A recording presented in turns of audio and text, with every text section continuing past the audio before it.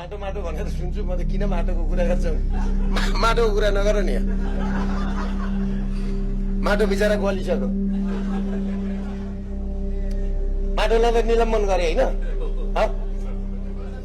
माटोलाई निलम्बन गरेको कारण अर्कै छ त्यो निलम्बन गराके उहाँ एमएनओको आन्दोलन चर्काउन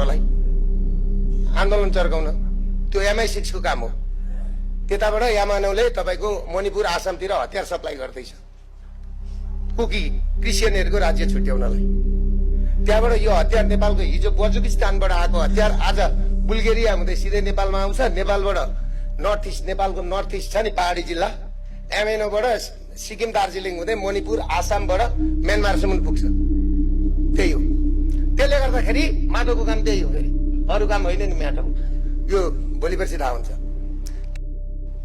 अरूले 36 वर्षमा कमाए यिनीहरूले त एकै वर्षमा सक्न खोजेर छ हो दाइ चारैतिर हानेछ यिनीहरूले चारैतिर मैले सुनेको बालेन शाहले चितवनमा हो नि त तपाईहरु सबैलाई थाहा छ त कुद्नु हुन्थ्यो त तपाईहरु सबै युट्युबर यतिकै कुदेको के न पाए जस्तो नि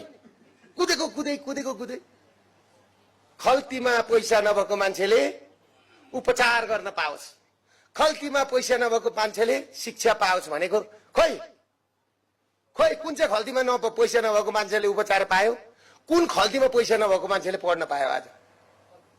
लगेर के हाल्दि शिक्षामा भ्याट स्वास्थ्यमा भ्याट दाइ सरकारी स्कुलमा सुद्धा इन्कम ट्याक्स दाइ सरकारलाई इन्कम ट्याक्स तिर्नुपर्ने भयो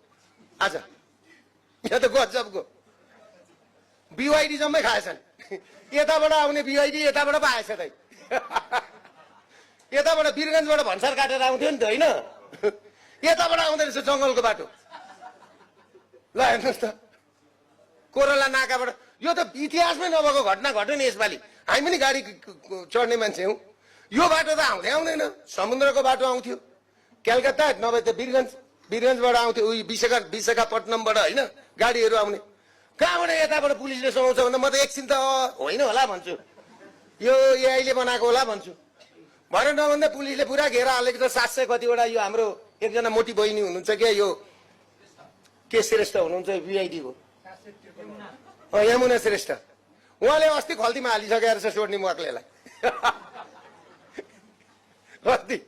मिलाइसकेर छ यताबाट पनि आउँछ दाइ गाडी त यताबाट आउनुपर्ने गाडी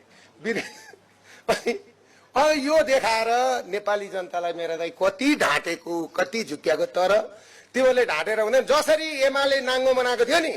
तिमीहरूलाई त्यसरी नै दुर्गा प्रसादले नाङ्गो बनाएर हिजो तिमीहरूले हरेकका घरमा जसरी आगो लगाएका थियौ नि तिमीहरू हरेक यस्तो थियो नि यहाँ त सपोर्टरका घरमा पनि आगो लगाइदिएको थियो नि त तिमीहरूलाई अब कन्टेन्ट क्रिएटर राखेर छ के 2-4 जना पैसा दिएर मुख छाड्ने अब एकदमै मुख